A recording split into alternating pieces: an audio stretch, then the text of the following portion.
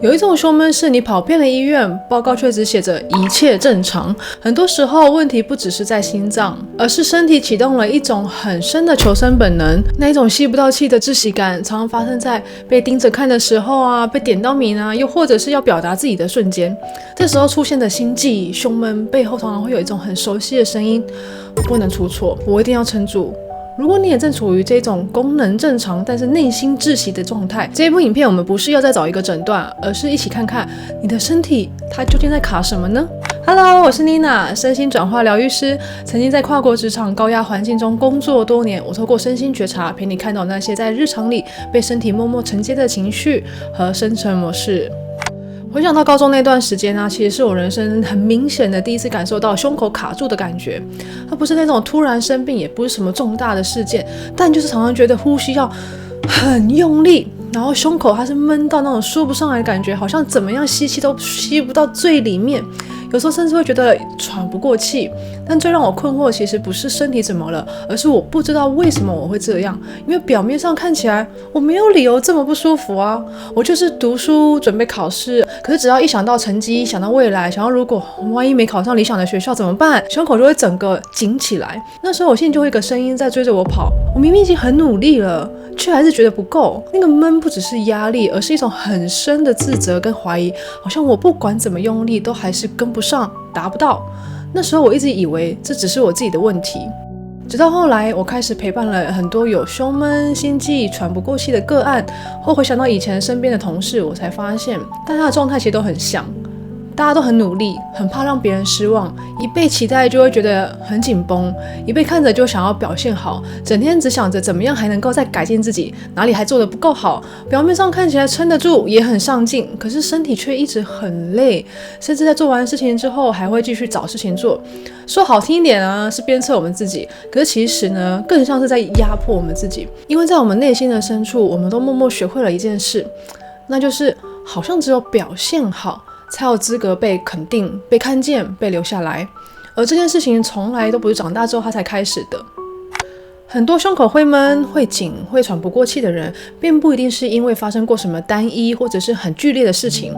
更多时候这些感受其实从很多看起来很小、很日常的经验一点一点累积起来的。像从小生活就是在一种很微妙的气氛里面，不是不能犯错，可是只要一犯错，整个空气就会瞬间变得不对劲。也许不是责骂，而是爸妈会叹气，会沉默，或说一句：“哎，你怎么还是这样？我不跟你说过了吗？你这样以后怎么办？”这些话听起来不重，但是对于还是孩子我们来说，感受其实非常直接的。原来我的表现是会让人失望的，慢慢的，我们这些成绩、表现乖不乖被放得越来越大，而这些情绪感受变得反而好像不那么重要。做得好，好像理所当然；做得不够好，与其被关心，更多的反而是被检讨。我是不是还能够再更努力一点呢？久而久之，孩子学会的不是怎么表达自己，而是怎么读空气，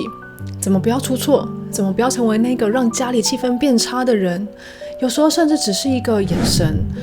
一个沉默，身体就会先反应了。你会不自觉的把呼吸缩小，吸气变得很浅，好像胸口就被往内拉了一下，空气就停在喉咙跟我们的胸口之间，不敢真正的吸进去。不是因为你不知道怎么呼吸，而是身体那一刻就学会了一件事情：少占一点空间，好像比较安全。这些经验慢慢的会在心里面变成一种很自动的内在对话。每次事情不顺，表现没有这么好，第一个冒出来的不是委屈，而是自责。是不是我还不够好？是不是我再努力一点就可以？是不是只要我撑过去，就不会让人家失望？于是不断的压迫自己，高要求自己，撑住，不要出错。这不再是一种想法，而是身体自动启动的一种惯性。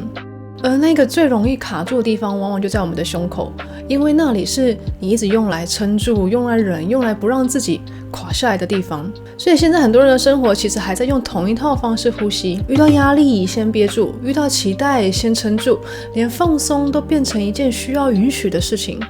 很多胸口会闷、会紧、会喘不过气的人，内在其实都有一个很严格的声音，那个声音不只是要你撑住，而是一直在盯着你、评分你、检讨你是不是还不够好，是不是哪里又做错了，是不是还可以再更努力一点。久了就开始对自己变得非常不满意，不是因为你真的很糟，而是因为你太习惯用批评来推动自己。一旦事情没有照着你心里期待的样子发生，你会第一时间就往内怪，开始自责、内疚，甚至心里就开始惩罚自己，怎么又这样？我怎么又不够好？当一个人长期活在这样子的内在状态里面的时候，身体是不可能放松的，因为你随时都在防止出错，你会不自觉地把呼吸就憋住，让自己小心一点、稳一点，不要出问题。做事情会变得很谨慎，反应也会变得很紧绷，连吸口气都像是在确认，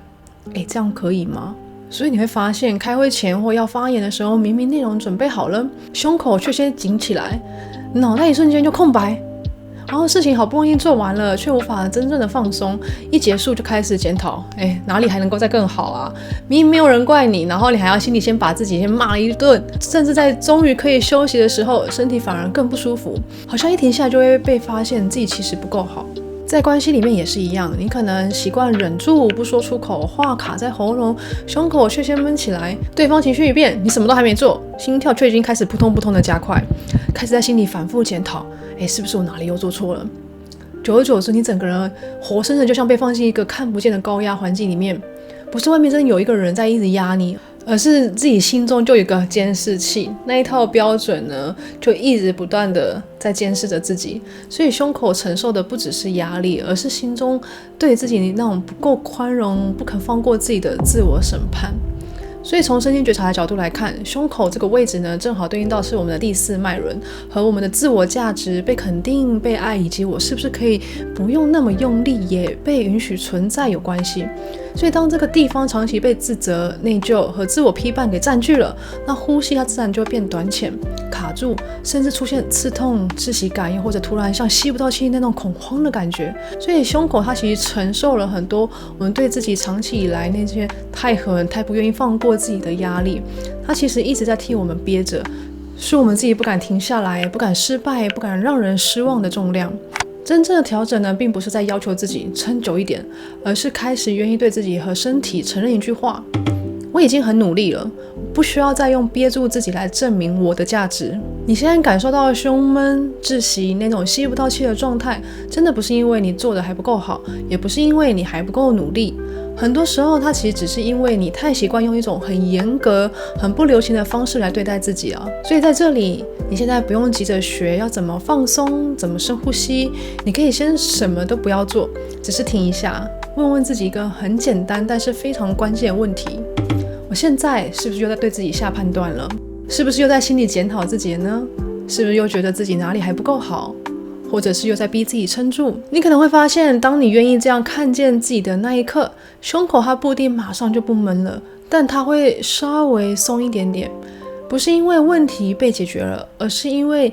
你没有再跟那个不够好的声音一起用力，而是第一次站在身体这一边，陪着那个已经很紧很累的自己。